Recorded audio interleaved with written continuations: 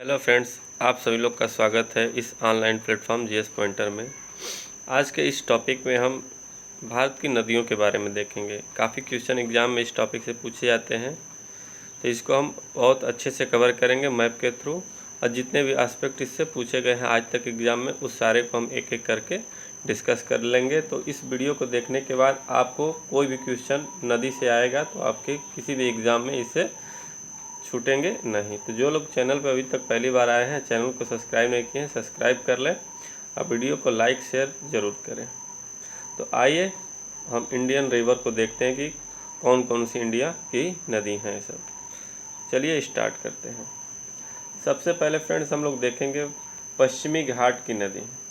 अब पश्चिमी घाट की देखिए, ये जैसे इंडिया का मैप है, तो ये जो है अपना ये पश्चिमी घाट है और ये जो है पूर्वी घाट। ये जो है मालाबार तट इसको बोलते हैं और इसको कोरोमंडल तट बोलते हैं। इधर अपना अरबियन सी है, इधर हिंद महासागर है। तो ये कुछ तथ्य आपको यहाँ पे बेसिक तरीके से जानना चाहिए। तो अब देखिए यहाँ पे सबसे पहले देखते हैं कौन कौन सी नदियाँ हैं, कहाँ कहाँ से वो निकलती हैं। तो इधर देखिए जैसे नर्मदा और ताप्ती नदी, ये मध्य प्रदेश से निकलती हैं दोनों नदियाँ। और ये देखिए एक कृष्णा है जो निकलती है इधर कर्नाटक वाले क्षेत्र से। कृष्णा की सहायक नदी ये जो है तुंगभद्रा, इधर देख रहे हैं आकर मिल रही है यहाँ पे। ये भीमा नदी। तो आपको याद रखना है यहाँ से कि कृष्णा नदी कहाँ से निकलती है। तो कृष्णा नदी कर्नाटक की, जैसे अपना केरल हो जाएगा आपका, केरल के बाद आपको यहाँ पे कर्नाटक वाला क्षेत्र हो जाएगा। तो याद रखना है बेसिक तरीके से कि कृष्णा नदी कर्नाटक से निकलती है और उसकी सहायक नदी तुंगभद्रा और भीमा है। अब एक चीज़ देखना, इधर जो है ये है कावेरी नदी। कावेरी नदी निकलती है कहाँ से, यहाँ पे पड़ता है आपको तमिलनाडु, और ये तमिलनाडु और कर्नाटक बेसिकली दो क्षेत्रों में ये नदी बहती है। तो कावेरी को यहाँ से आपको याद रखना है। फिर है ये एक गोदावरी नदी। गोदावरी नदी भी महाराष्ट्र से निकलती है, इसको भी याद रखना है। तो दो नदी, एक गोदावरी है जो निकलती है महाराष्ट्र से, कृष्णा नदी जो है कर्नाटक वाले एरिया से निकलती है। तो दो यहाँ से हो गई। ये महानदी है। महानदी जो है छत्तीसगढ़ और उड़ीसा वाले राज्य में ये नदी पड़ती है, तो इसको यहाँ से आप याद रखेंगे। नर्मदा ताप्ती हो गई। अब देखिए ऊपर कुछ नदी को मैं बताता हूँ आपको। अब यहाँ से देखिए ये लूनी नदी। ये लूनी नदी जो है जो गुजरात का कच्छ है उस एरिया में पड़ती है। यह एकमात्र भारत की स्थल रुद्र नदी है, तो इसको याद रखेंगे, लूनी हो गई। अब यहाँ से एक नदी काफ़ी बार एग्जाम में पूछा गया है, ये ब्रह्मपुत्रा नदी। ब्रह्मपुत्रा नदी आप देख रहे हैं कि ये जो भूटान वाली एरिया, तिब्बत वाली एरिया है, यहाँ पे ये यहाँ से निकलती है। और ये अरुणाचल प्रदेश का जो ये एरिया है यहाँ से इंटर करती है भारत में। नामचा बरवा पर्वत है, उससे ये होते हुए भारत में इंटर करती है।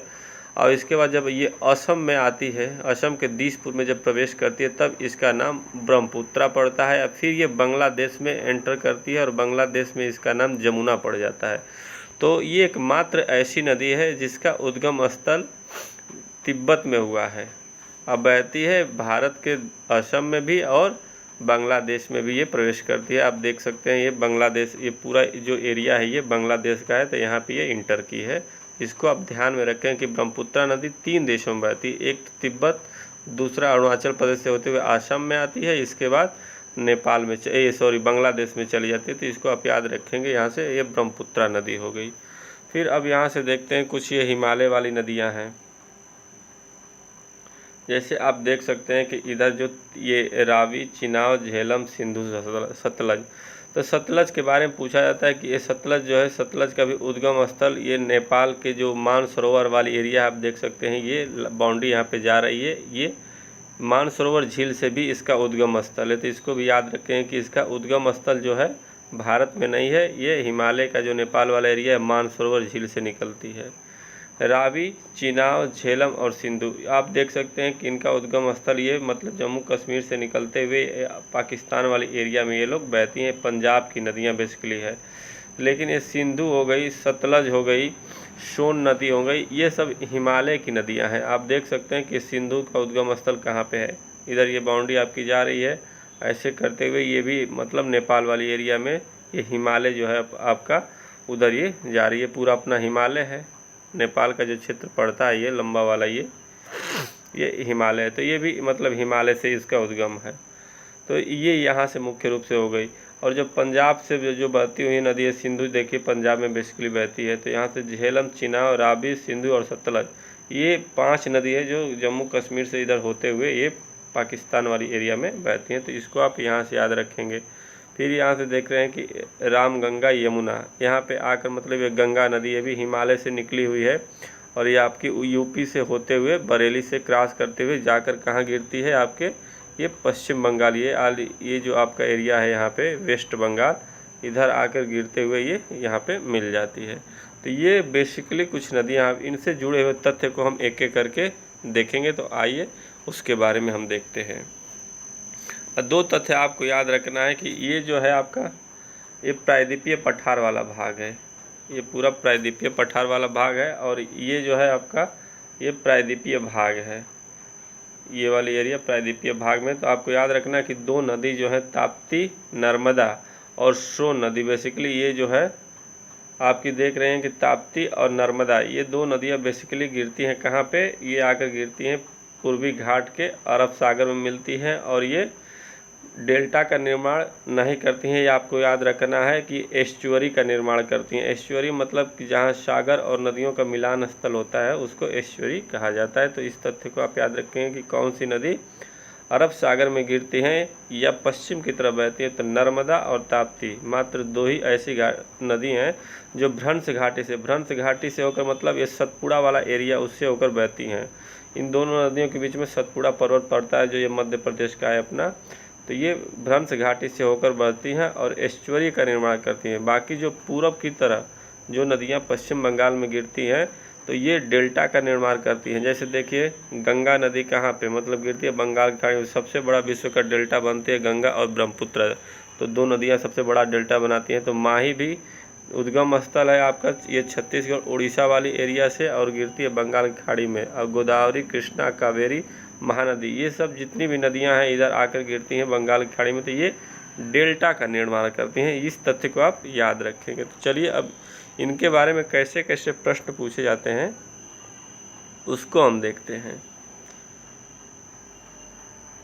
अब देखिए जैसे मैंने यहाँ पे तथ्य नोट कर रखा है, कुछ पॉइंट आपको यहाँ पे मैं बताते चलूँगा, जिसको आप नोट करना चाहें तो नोट कर लीजिए। जैसे शारदा नदी नेपाल से निकलती है और शारदा नदी को ही याद रखिए कि गौरी गंगा कहते हैं। और जब यही नदी आती है भारत और नेपाल के सीमा पे तो इसी को ही काली नदी कहा जाता है। तो याद रखिए कि शारदा नदी निकलती कहाँ से, नेपाल से निकलती है। तो इसको आपको ध्यान में रखना है, कई बार पूछ लेता है कि उद्गम स्थल कहाँ पे, तो शारदा नदी नेपाल से निकलती है और भारत और नेपाल के सीमा पे आकर इसे काली नदी कहा जाता है। अब डायरेक्टली कई बार क्वेश्चन पूछा था बंगाल का अभिशाप किसे कहा जाता है, तो बंगाल का अभिशाप फ्रेंड्स दामोदर नदी को कहा जाता है। और कोसी को बिहार का शोक, ये 2 क्वेश्चन काफ़ी बार एग्जाम में पूछे जाते हैं कि बंगाल का अभिशाप और बिहार का शोक। तो ये कोसी है बिहार के लिए और दामोदर है बंगाल के लिए। और अलकनंदा और भागीरथी का संगम स्तंभ कहाँ पे होता है, तो ये देवप्रयाग में होता है। इसको आपको ध्यान में रखना है यहाँ पे। अब देखिए यहाँ पे फ्रेंड्स गंगा नदी के बारे में थोड़ा सा हम लोग जानकारी ले लेते हैं। तो जैसे देखिए पहला यहाँ पॉइंट है हिमालय की कुछ प्रमुख नदियाँ। जैसे मैंने आपको बताया कि सिंधु, सतलज हो गई, गंगा हो गई, ब्रह्मपुत्रा हो गई और गंडक हो गई, ये सब हिमालय की नदियाँ हैं। सीधा इनका उद्गम जो होता है मानसरोवर झील से ही होता है। तो आपको ये पॉइंट याद रखना पड़ेगा। काफ़ी बार एग्जाम में पूछ लिया कि हिमालय की कौन कौन सी नदियाँ हैं, तो उसमें ऑप्शन आपको दे दिया जाएगा सिंधु, सतलज, गंगा, ब्रह्मपुत्र, गंडक में से कोई एक ऑप्शन। तो आपको बेसिकली एक आइडिया होनी चाहिए मैप के थ्रू से कि ये कौन कौन सी नदियाँ हिमालय से होकर बहती हैं, उनका उद्गम स्थल हिमालय से ही होता है। तो यहाँ पे सिंधु हो गई, सतलज, गंगा, ब्रह्मपुत्र और गंडक, इसको आप याद रखेंगे। आप बेसिकली जो हिमालय से माना जाता है कि सिंधु नदी जो है मानसरोवर झील से जो कैलाश पर्वत है वहीं से निकलती है। अब इसमें अगला पॉइंट है कि सुंदरबन डेल्टा का निर्माण। अब जहाँ पे गंगा और ब्रह्मपुत्र नदी मिलकर इसके बाद एक संयुक्त रूप में धारा बनती है, उसी को मेघना कहा जाता है। तो इस कई बार एग्जाम में ये भी पूछा गया है, तो इसको आप ध्यान में रखेंगे। और भारत की सबसे लंबी नदी गंगा नदी रिवर ही है, जिनका लंबाई अगर पूछा जाए आपसे तो 2525 किलोमीटर है, याद रखना है इसको। गंगा के बारे में और कुछ महत्वपूर्ण तथ्य देखते हैं तो गंगा गंगोत्री हिमालय के गौमुख से निकलती हैं, इसको याद रखना है। कहाँ से निकलती हैं तो गौमुख से निकलती हैं। गंगा देवप्रयाग में आकर अलकनंदा से मिलती हैं। भागीरथी और अलकनंदा का संयुक्त रूप ही गंगा है। तो देवप्रयाग में भागीरथी नदी और अलकनंदा नदी दोनों आकर मिल जाती हैं, तो वहीं से गंगा नदी का निर्माण होता है। ऐसे आप यहाँ देख सकते हैं कि बद्रीनाथ टेम्पल से अलकनंदा बहती हैं या गंगोत्री से भागीरथी आई और देवप्रयाग में दोनों मिल गई। और देवप्रयाग में आपको याद रखना है कि गंगा नदी पे एक बैराज डैम बनाया गया है। ये भी कई बार एग्जाम में आपसे पूछा जाता है कि बैराज डैम किस रिवर पे बना हुआ है, तो गंगा रिवर पे बना है, इसको आप ध्यान रखेंगे। फिर कुछ है तथ्य यहाँ पे कि गंगा की सहायक नदी कौन कौन सी है, तो देखिए गोमती नदी लखनऊ और जौनपुर इसके किनारे बसा हुआ है। निकलती कहाँ से गोमती नदी, तो पीलीभीत के गोमत ताल से निकलती है, जिसे फुलहर झील भी कहा जाता है। इसको आप याद रखेंगे कि गंगा की सहायक रिवर गोमती, फुलहर झील जो है पीलीभीत में है, वहीं से निकलती है।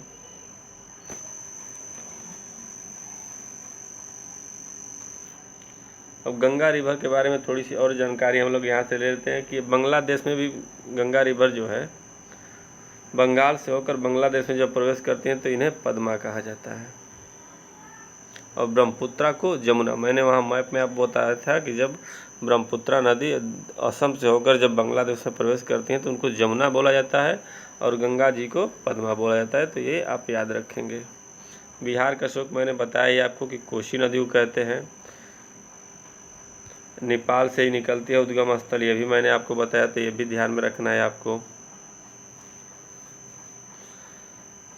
गंडक नदी जो भी है वो भी मतलब नेपाल हिमालय से निकलती हैं। यमुना की सहायक नदी, अब यमुना के बारे में देख लिया कि यमुना की सहायक नदी चंबल, बेतवा, केन, काफ़ी बार एग्जाम में तीनों पूछा है, तो याद रखना है कि चंबल, बेतवा, केन किसकी सहायक नदी है, तो यमुना जी की। और यमुना निकलती कहाँ से, यमुनोत्री हिमनद, यमुनोत्री हिमनद से यमुना रिवर का उद्गम होता है।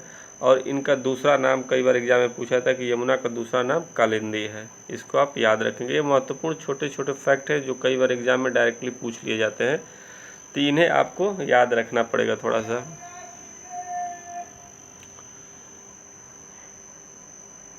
अब यहाँ पे देखिए मैंने लिख रखा है यहाँ पे कि बंदरपुर चोटी, यमुनोत्री हिमनद के पास ही बंदरपुर चोटी है, वहीं से यमुना नदी निकलती है। और बंदरपुर चोटी कहाँ पे है, तो ये याद रखेंगे उत्तराखंड में है।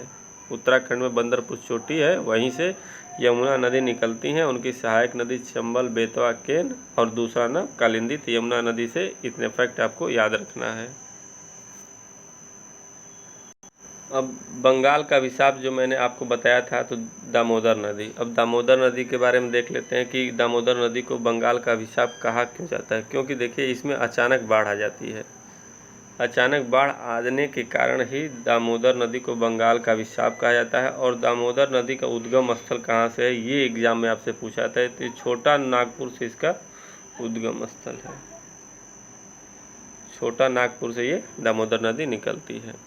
और मंदाकिनी रिवर आपको याद रखना है फ्रेंड्स कि मंदाकिनी रिवर पड़ती कहाँ से, तो जहाँ मैंने आपको बताया कि केदारनाथ और रुद्रप्रयाग जो गंगा रिवर आकर वहाँ मिलती हैं, तो केदारनाथ और रुद्रप्रयाग के बीच में ही मंदाकिनी रिवर बहती है। तो इसको आप यहाँ से याद कर रखेंगे थोड़ा सा, एग्जाम में ये भी कई बार पूछा है, इसलिए मैंने यहाँ पे इसको नोट कर रखा है।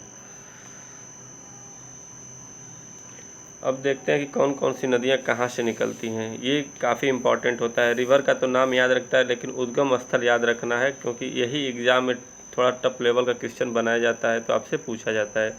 तो अमरकंटक के पठार से बेसिकली कौन कौन सी नदी निकलती हैं, तो देखिए नर्मदा, सोन और महानदी, ये अमरकंटक के पठार से निकलती हैं। याद रखिएगा, मैंने जो यहाँ मेंशन कर रखा है, नर्मदा, सोन और महानदी निकलती हैं।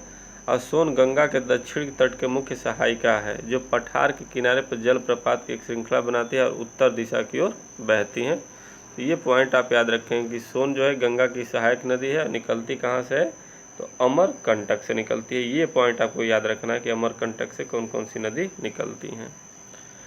एक क्वेश्चन कई बार डायरेक्टली आपसे एग्जाम में पूछा गया कि गंगा नदी का जो पानी होता है उसमें कभी कीटाणु नहीं पड़ते हैं, तो याद रखना किस लिए नहीं पड़ते हैं, क्योंकि उसमें बैक्टीरियोफेज वायरस पाए जाते हैं, इसलिए वो सारे गंदगी को खा जाते हैं तो उसमें गंदगी जो कीटाणु होते हैं, बैक्टीरिया नहीं पाई जाती हैं, तो बैक्टीरियोफेज वायरस के कारण ही होता है। इसको आप याद रखेंगे थोड़ा सा।